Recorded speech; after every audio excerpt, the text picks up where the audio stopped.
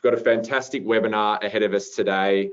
My name's Patrick Coughlin. I'm the CEO at CreditorWatch, and we have Anita, who is dialing in. She's the Assistant Commissioner, Frontline Risk and Strategy at the ATO. So very grateful to have her time. Plenty of effort, research, time has gone into this webinar, and always grateful for the ATO's proactive approach to engaging with stakeholders. So if everyone is ready, I'm going to kick off. Anita, are you happy for me to start? Yeah, sounds good. Thanks, Michael. All right. So at CreditorWatch, just a really quick introduction for those of you who are new. We help companies onboard their customers, manage their customers, and collect from their customers. So we do everything from online credit applications, credit reporting and ratings, even KYC, AML, and compliance. We help you manage your customers through ongoing monitoring and alerts. So they look good today, but what happens next week, next month, next year? We'll send you email alerts, notifications when there are important changes to your customers. And then, as we all know, cash is king, and we can obviously help collect from you in an automated fashion using automated collections, reminders, and workflow as well. From a unique data perspective, we're capturing, collecting, sourcing a huge amount of data, both what we call unique and common. Obviously, the common information, one of those important pieces of information that we'll talk about today is tax disclosures from the ATO, of course, ASIC information as well. But on the unique data side, we're collecting a huge amount of data from our customer base and proprietary data sources, important things like payment defaults, debt collection actions, and receivables information. So that gives us the ability to tell you with confidence when you're using our reports or when we're sending email alerts to you that XYZ Proprietary Limited has a high probability of failure in the next 12 months, or that a default has come through as a result of not paying other suppliers. Importantly, all of that information is great, not just from a commercial perspective to allow you to run reports, receive alerts, collect from your customers, but of course also allows us to put together a huge amount of media and PR releases around what we expect to see in the next 12 months from the Australian economy, which industries might be hurting, which are doing well, and even down to a regional level too. So Anita, just to let you know, I wanted to give you an opportunity to talk about the ATO's role in effectively managing and shaping tax superannuation registry systems. So if you want to just touch on that to give our listeners and our attendees a little bit of flavour there. Thank you. Yeah, look, I think most people would be aware the ATO has a very important and somewhat unique role as its principal revenue collector for Australia. I think the part that we play and the role that we have is incredibly important in ensuring that we effectively manage and shape tax super and registry systems from a debt recovery perspective, and the approach that we take, ensuring that we do protect the revenue that fundamentally provides for key services that are available for all Australians, is that we do this in a way that really makes it fair for business owners. So making sure that we're designing a system that ensures that businesses in particular are well positioned to do the right thing and understand what their obligations are. We've also got a role and responsibility, I think, to ensure that we do provide the support and assistance as required for businesses before they get in a position that they can't recover from. So we're actively looking at ways to provide those services that ensure that as much as possible businesses don't get off the right track, but in the instance that they do, that is a recoverable position for them, which goes to the nature of both the way that we act, but also the timeliness in terms of when we would take those actions. Another really important role that we see is the role that we undertake to protect other creditors, and as I said, that accumulation of debt. So we're well aware that in many instances where we do see debts owed through tax and superannuation, it's very likely that if not right now, at some stage, that may start to become debts to other creditors as well. And so the ATO is positioned well to ensure that through our actions, we actually protect and as much as possible prevent what that impact might look like more broadly in the community. Because of this, we do know that the best opportunity for businesses is to prevent debt in the first instance, and we do take quite a considered approach to providing as much assistance, as much information, and as many of those proactive reminders and messages to all taxpayers before their debts, before their liabilities become overdue and become debts. That is the time for us to best work with taxpayers. So for those taxpayers who know that they're unable to meet a due date for a liability or they're struggling to meet all of their obligations, we do strongly encourage all taxpayers to contact us before the due date to discuss the options. And a key component of this is both through proactive contact from taxpayers as much as it is proactive contact from the ATO. I think the community, though, does expect that for all of that effort, it is important that we then take subsequent action where taxpayers aren't responding and engaging in relation to their obligations. So we don't take the decision to commence firmer or stronger actions lightly, and it's usually after a period where taxpayers have been afforded, a significant opportunity to engage and address their obligations. But our firmer and stronger actions are there necessarily to ensure that all taxpayers pay the right amount, to ensure that we do maintain a level playing field and to ensure that no one gets an unfair advantage. It's also important to recognise that with interest at the rate that it currently is, if you do pay late, you do tend to pay more. So I think that's where, in terms of the obligation that we have to the broader community and all taxpayers, is to ensure that we are prompting those payments as early as possible and ensuring that all taxpayers are well positioned to stay on track where they can. Yeah, that's really helpful. Thank you. And I think that transparent, almost mission statement here that we're looking at is really really powerful, but also really easy to understand. And I think we don't have to go back that far to remember that the disclosures of tax debt weren't really being lodged almost 12 months ago. There was a ramp up phase or a testing phase, and that's certainly a huge step. I think it's very progressive. There's a huge amount of really important data. CreditorWatch is a data business ourselves. We want to get as much data out there as possible to help our customers understand who they should and shouldn't be doing business with, and the ATO is obviously playing an important role there.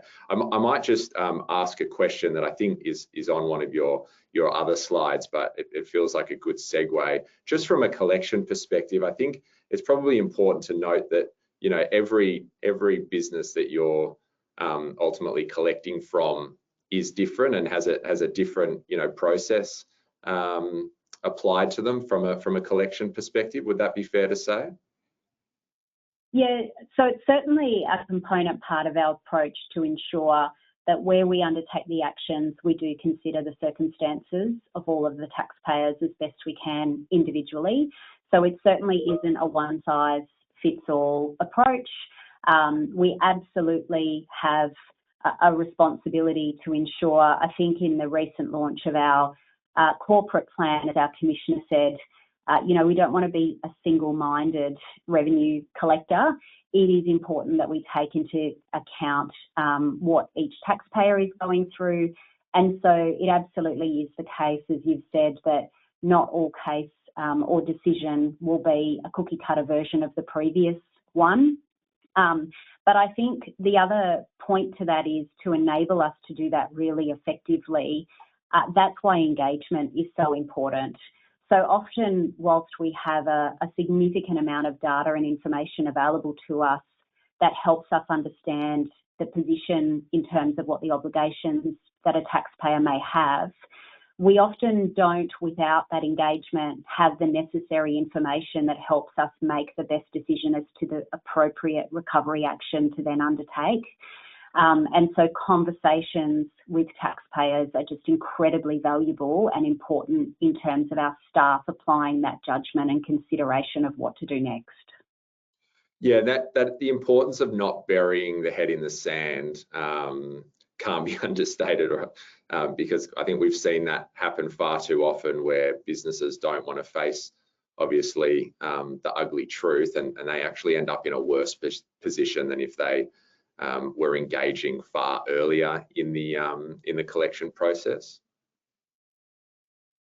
Absolutely. I think there's two parts to that. One, as I said, is it means that, we are left with the information that we have, as opposed to what might be more contemporary or useful information about what the circumstances are for the taxpayer.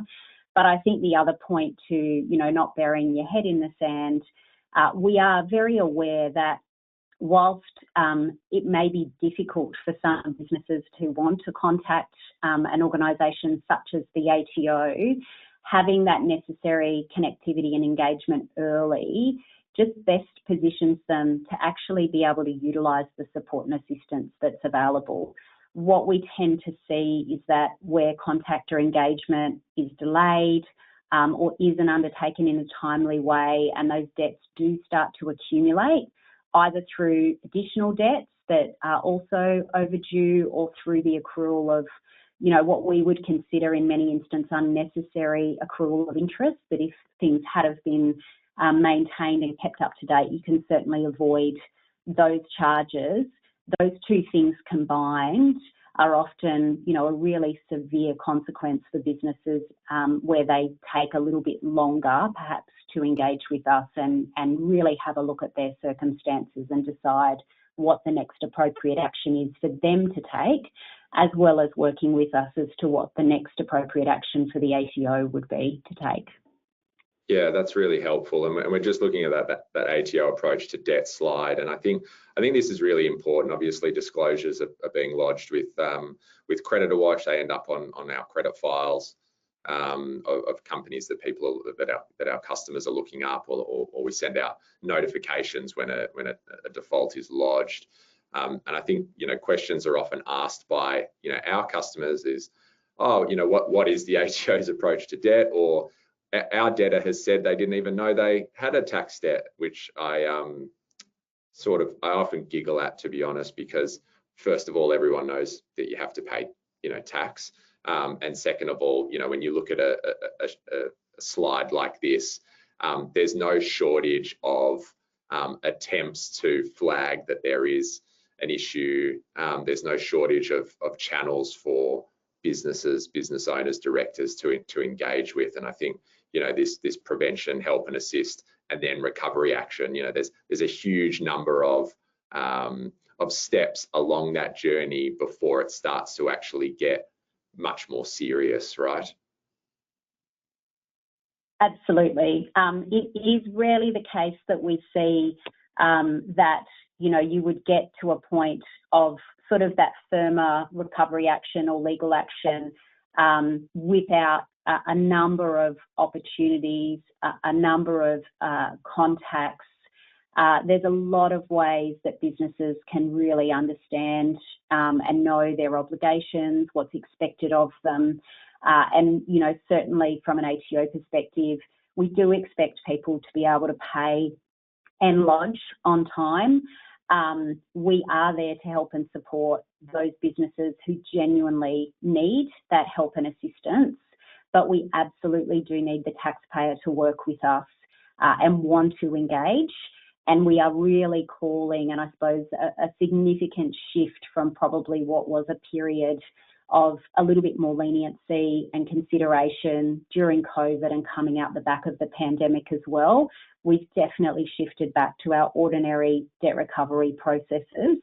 And we do have an expectation that taxpayers will proactively engage with us as much as possible.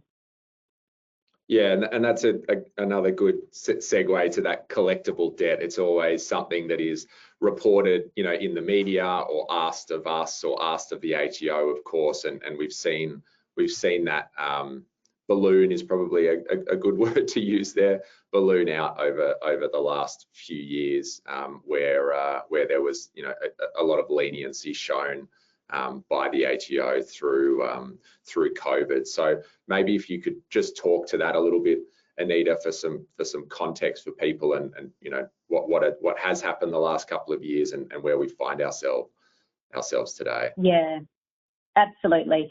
So I think, and if you've got the slide showing now just on collectible debt, so Yes. collectible debt has significantly increased over the last 6 years. So you can see the trajectory there.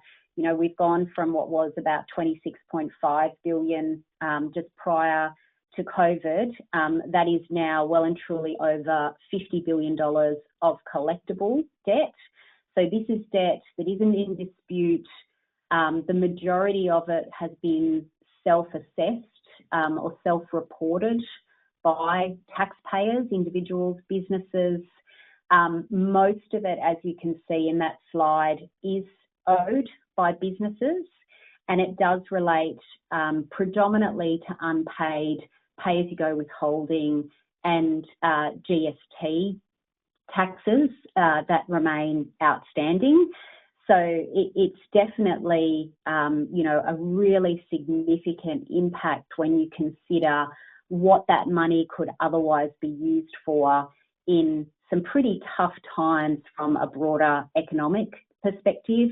We're very, very mindful of the impact that money not being paid appropriately through taxes serves to the community, which is absolutely why we're looking and have been shifting back to our ordinary debt recovery processes.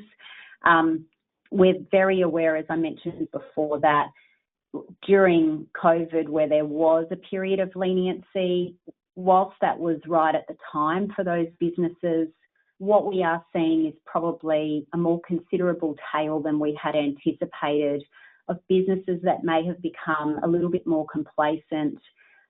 Businesses who can or look to be in a position to be able to pay these debts are probably deprioritising payment of their tax and superannuation.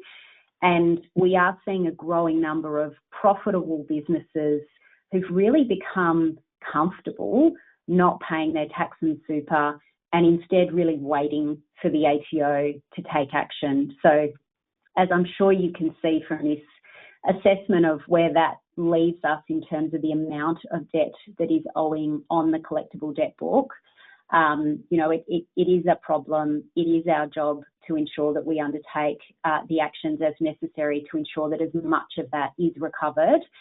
And that is absolutely for the benefit of the Australian community as we look to fund those essential services that I think in the current environment are even more necessary and critical for all Australians. Yeah, definitely. And just for everyone's benefit, can you take us just through those the dots at the bottom? So IND, obviously, I'm assuming individual, yeah. SB, small business, yeah. POWG. Yeah, excellent point. We love a few acronyms in the ATO. So there's one for you there. So as I said, 51.4 billion as at the end of March was the collectible debt book. About 5 billion of that is owed by individual taxpayers. By far the majority, so $34.3 billion is owed by small businesses. $9.8 billion is owed by the segment of private and wealthy groups, privately owned and wealthy groups. And then we have the remainder, which are owed by public and multinationals and other, which includes superannuation funds and other segments such as that. So I think sometimes that surprises people, that view, to see how much of that is really sitting particularly in the small business market, and perhaps how little is sitting owed by sort of more in that public and multinational business markets as well. We absolutely do need to ensure that we are appropriately focused where these debts are sitting and make sure that our approaches consider that as well.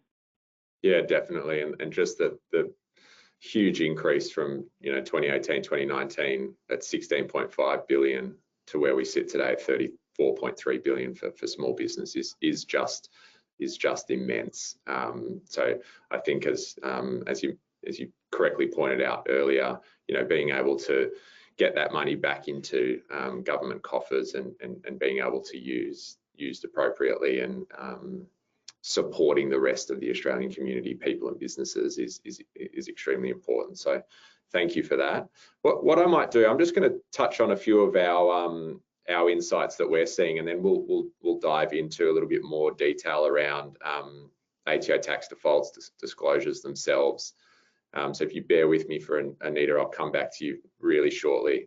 So what we're seeing from our perspective is average value of invoices. So that's the effectively the turnover of businesses is under a lot of pressure at the moment, and we've seen that in particular over the last 12 months. So we're pulling a huge amount of receivables data into our system to be able to report on that at an individual business level, but also overall. So that's a good indicator. Of course, one of the most reported on stats is insolvencies. They continue to climb. And we are above where we found ourselves at pre-COVID, which is the important baseline to measure off. And we see that continuing to increase for the foreseeable future. Our expectation is it will increase into the new calendar year. The big caveat there will be when that first rate cut comes through and hopefully followed up quite quickly by a second one. That is the reset that we see is required for insolvencies to at least plateau and possibly come down a touch. Trade payment defaults are a real leading indicator that are defaults registered by our customers who are suppliers to businesses across Australia, across all industries, registering payment defaults when they're owed money for overdue invoices that are not being paid. We continue to see that number of those trend upwards as well. And of course, from an industry perspective, business failure rate, food and beverage under a huge amount of pressure, by far the number one highest risk industry that we see at the moment by a number of measures, whether it's failure rate or payment times, or even I believe that they're up there from an industry perspective with the ATO tax debts that are being registered, which we'll see in a second. Admin and support services, arts and recreation, transport, postal and warehousing, and construction and retail coming in there at 5 and 6. So a lot of pressure in particular on food and beverage, and I think we see that very often with plenty of those smaller cafes, bars, restaurants, unfortunately closing at quite a clip at the moment. The next slide we have here is the tax disclosures to date. So the way we've shown it is the total number, which is that red dotted line, and then you've got the inflow and the outflow. So the total number being lodged on a monthly basis, and then those that are being removed on a monthly basis as well. So with that in mind, Anita, we might just ask around the process for those to be obviously lodged with the Credit Reporting Bureau, and then how and why they're removed as well. I think that's a question that comes up quite often. Yeah, thank you. And look, it's an important one, both in terms of understanding the process, but also how to avoid being disclosed, which is an important aspect from our perspective. So certainly in terms of the consideration of whether or not we do disclose a business to a Credit Reporting Bureau, there are a number of criteria that must be met. So we must meet our obligations with regards to decision making, and those criteria are, that a business has an ABN. Really, what we're looking at is where tax debts have accumulated to at least $100,000 or more, and where those debts have been overdue for more than 90 days. In addition to that, there is a requirement that you're not effectively engaging with the ATO. So that what that means is if you don't otherwise have a payment plan, if you're not otherwise asking for greater support and assistance or disputing a liability either through an objection review or an appeal, and that you don't have an active complaint with the Inspector General of Taxation and Taxation Ombudsman. So in those instances, businesses who meet each of those criteria will be sent an intent to disclose notice from the ATO. And really that is the final notification before we would progress to disclosing those debts, giving the business 28 days to act. So to essentially ensure that they no longer meet that criteria for us to continue and progress with disclosure. But certainly if there is no action undertaken and we don't see either payment or that effective engagement within 28 days, then it's highly likely that those debts will progress and be disclosed without any further notice to the taxpayer. In terms of the opportunity, I think that is again required by the disclosure legislation that the ATO adheres to. It is the case that should you no longer meet those criteria once we have disclosed the debts, then we are obliged to ensure that those debts are removed from the Credit Reporting Bureau reports. And that is an important part of our process. So we do undertake to do that as quickly as possible. So what that means is if you don't take the action within 28 days, we progress for the disclosure action, and then subsequently the business is positioned to pay or to engage with us effectively, that we will work with the Credit Reporting Bureau to ensure that they are removed from all subsequent reports. And so I think that's an important component because, you know, largely for disclosure, this really is about ensuring that businesses perhaps who haven't responded to previous action from the ATO, who haven't really been looking into their finances to understand what they should be doing in order to meet their obligations, we sometimes do find that the act of disclosure is sort of the right amount of action to nudge them in that direction, to really get them to engage. And it's important that we then respond positively, I suppose, in terms of when that engagement does occur and we do see payment activity, that we do take steps to remove that disclosure as well. Yeah, thank you for that. And look, the vast majority of obviously our customers, but importantly today's attendees would be, you know, working in suppliers. They are creditors or working for the ultimate creditor. And I think the overwhelming feedback I've had is that we would like to see a footprint that remains to show that they didn't in fact pay their pay tax, had a default registered. Do you see that changing at all in the future? I understand that has to be, that if that was to change, it has to be legislated, but do you see that changing to leave some sort of mark, even if it said that yes, there was an outstanding tax debt lodged, but it was since paid? Oh, look, I think that is, as you said, really a matter for government. I think at the moment what we are primarily focused on is ensuring that we optimise the use of the legislation as we currently have it.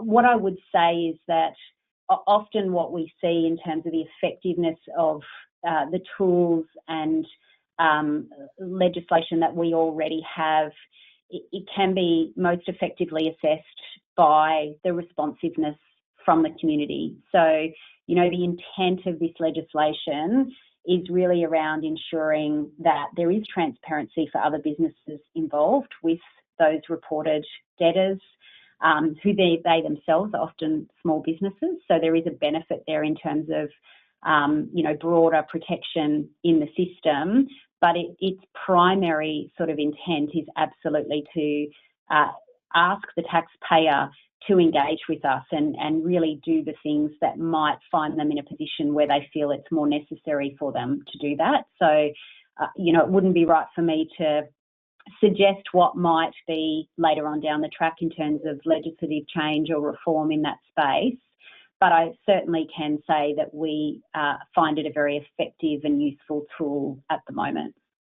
Yeah, great. Thank you for answering that. Looking forward, do you have a sense, or does the ATO have a sense of how many tax defaults will be registered in the next 12 months or on a monthly basis? It jumps around a little bit. Do you expect a fairly regular cadence of disclosures?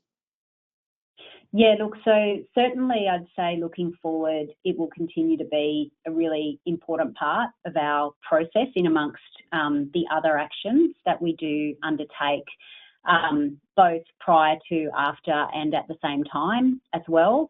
I think, as I mentioned, fundamentally, this is up to the taxpayer. So long as we have debts that are continuing to accumulate above that $100,000, so long as we aren't seeing effective engagement and for the periods of non-payment to extend beyond the 90 days, I think we will absolutely continue to use this tool. And if the population that meet that criteria increases, then I would say that we are likely to increase the usage of disclosures as an effective recovery action and engagement tool for those businesses. But certainly, we are absolutely still focused on what are the opportunities that ensure that we don't have to use these particular tools. Our best step is to ensure that people don't get in a situation where they're in debts. But I think we can absolutely reassure the community and other businesses that this will continue to be a pretty important component of our broader approach. We don't plan for specific numbers against specific actions necessarily on account of it is really based on, what the judgment from our staff looks like and what we think the best next step is for those taxpayers and businesses. But it certainly does, from the current trajectory, look like something that's going to be continuing to increase at the moment based on what we're seeing across the debt book. Okay, yeah, that's helpful to know. And I guess a question that has come up quite a number of times when I speak to CreditorWatch customers, but also in anticipation of this webinar is, are there a lot of businesses out there that fit the criteria for a disclosure of their tax debt that haven't had a tax debt actually disclosed? We're seeing businesses or companies go into voluntary administration, for example, or being wound up by another creditor, where it comes out that there is a $100,000 plus tax owed, but no disclosure. Is there a certain number out there that could be, and they're still working through the system? Look, I don't have numbers in front of me. I would say that it's certainly the case that the ATO isn't in a position to ensure that we resource every overdue tax debt. So we do need to take a measured approach and consider what is the right approach for each of the circumstances, as we've mentioned a couple of times today. I think what I would say is the increase in numbers over the last 12 months, 18 months has absolutely been as a result of the process and identification of clients that meet that criteria being much more streamlined and efficient from our perspective. So we're certainly catching up in terms of any backlogs of cases. I think the other thing that I'd note is, that the criteria, whilst is related to the size of the debt and the age of the debt, there is also the necessary assessment of what that effective engagement might look like by the taxpayer. So it may be the case that for a period, sometimes all the way up through to insolvency, there may be a level of engagement that means that in many instances they don't strictly meet the criteria for disclosure. We may be taking other more appropriate recovery actions for those clients. and that may also be what flows through in terms of those higher value ones, coming through insolvency processes. Okay, that makes sense. Thank you for that. I'm just showing the sort of default rate of tax disclosures against industry. Again, food and beverage, number one, construction, number two, and then transport, postal and warehousing. So it follows us. There's a sort of similar a similar spread across those higher risk industries that we're seeing. Is that do you look at it by industry at all, or it really is you're just treating them as individual, business tax debts as they come through the system? Yeah, look, we don't specifically target our recovery approach based on industry groups. We're certainly very aware of the pressures that a number of industry groups are experiencing. I don't think it'll come as a surprise from what you've said, or just generally speaking, what we see in the broader environment, that certainly when we look at, activity statement debt as a category, the construction industry rates pretty highly in terms of the amount of activity statement debt, as does accommodation and food services and things like that. So probably what you see is absolutely what's coming through from a tax and super debt perspective as well. But we don't currently undertake any targeted debt recovery approaches by industry type. I think what it can do for the ATO is give us some consideration of, again, perhaps what can we focus on with regards to any preventative actions? What are those emerging industries and issues that we may want to have a look at, that we could put some effort into, again, to avoid the need for that debt recovery action. Often by the time we see these much higher value of debts, and where they are getting a lot older, it can be too late to really support any turnaround. And so it is a question of some of these businesses considering their broader viability. Yeah, great, thank you. And just there's plenty of questions coming through. I'll just answer one of them while we're talking about sort of CreditorWatch data and ATO data. Is that do you have any data on where the ATO defaults are typically appearing on companies with low or high credit ratings? We're seeing quite a spread, quite an even spread across all sort of credit ratings. So there's probably a creeping up of those that are actually lower credit rating as well. So it does start to sort of hockey stick at the back end of the rating system from sort of D onwards that we find at CreditorWatch. So we might be able to shed some light on that going forward.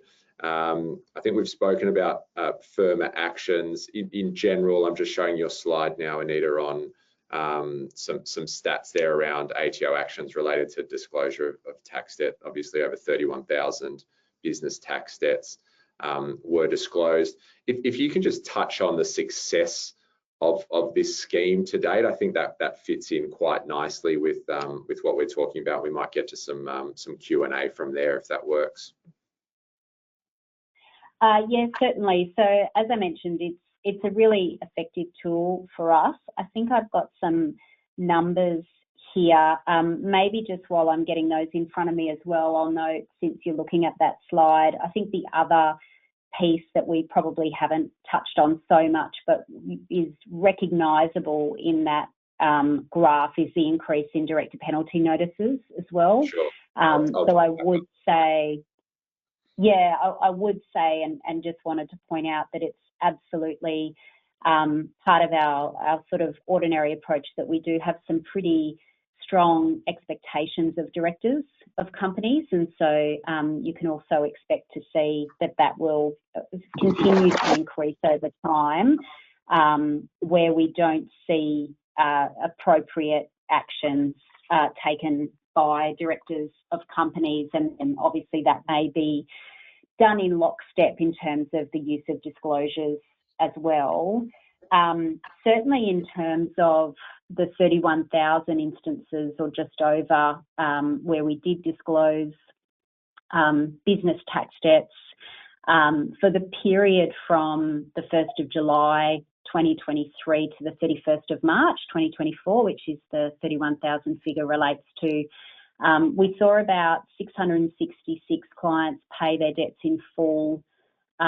Just over 3,500 clients entered into a payment plan. We do see, just under 1,300 clients advised of insolvency processes. It does tend to also nudge some businesses that perhaps shouldn't be in business anymore to take the relevant action with regards to registrations and cancelling ABNs and things like that. But certainly what we have seen for the full year is actually even greater than that as well. So we do see quite a few payments in full, quite a number of payment plans. So I think that actually that 3,600 number to the 31st of March has gone up significantly to the end of the year, so that we're sort of nudged over 12,000 clients entering into payment plans. So it is absolutely a very useful tool, and we do expect to see, as the impact of that disclosure starts to come through, as more people access those reports to make, really well-supported decisions about who to go into business with, we do anticipate that we'll continue to see some of those actions taken by businesses to improve as a result of those debts being disclosed. Excellent, thank you. I've got a couple of questions here that I might start asking. A couple of them I can answer, but a couple I'll throw to you. So just one of the questions, how CreditorWatch actually reports the tax debts. So they come through to us, I believe, every Tuesday. So we have them loaded up. Might be Monday night, could be Tuesday morning. We have them loaded up the same day that we receive them, and then of course any that need to be removed, that takes place on the same day as well. So that's loaded into our system, available in the reports, and then obviously sent out as email notifications for those customers of CreditorWatch who are monitoring a company that might have a tax default lodged against them. What is the classification of a small business for the ATO, Anita? That is an excellent question. It is based on turnover. I'll just get that information if you like while we go through. I don't want to get that wrong, and occasionally we do change it slightly. Yeah, no problem. So I'll let you get that. And Yeah. I'll keep asking a few other questions if that's all right. This one I can answer actually, because I've asked the same question. Will the ATO lower the limit to $75,000 from $100,000? Look, I've asked that again. I believe that has to be a legislative change, so it's not something that's easily going to happen, but it's certainly been raised with government and the ATO previously. Anita, feel free to correct me there or add anything. If not, I'll keep rolling. Yeah, no, I think that's right. I think, as I said, certainly the success in its current form is most important to us at the moment. But yeah, as we know, these things can change over time. And just to confirm a question here, if a company enters a repayment plan, will that tax debt be removed from their credit file? The answer there is yes, the ATO would update us and we would remove that. When can we expect to see 24-25 collectible debt figures? Is there an expectation it will go up or down? So certainly, do you mean for the future? So we've got certainly it is over $50 billion. Let me go back to where we reported on. So the ATO will release its annual report in the next month or so, and that will give some greater certainty with regards to where we landed at the 30th of June 2024. But I think the numbers that have been provided are up until the 31st of March, I think. But we do usually wait for the publication of our annual report to finalise the figures to 30 June. Yeah. So it'll be interesting to see what happens there. And I can confirm just whilst you're, so I did want to make sure that I got it right, but we do consider a small business to be an entity with an aggregated turnover of less than $10 million. So I think that is an important question and consideration, because certainly it may surprise people to sort of see how many small businesses can accumulate debts of those that reach the threshold for disclosure of $100,000 or more.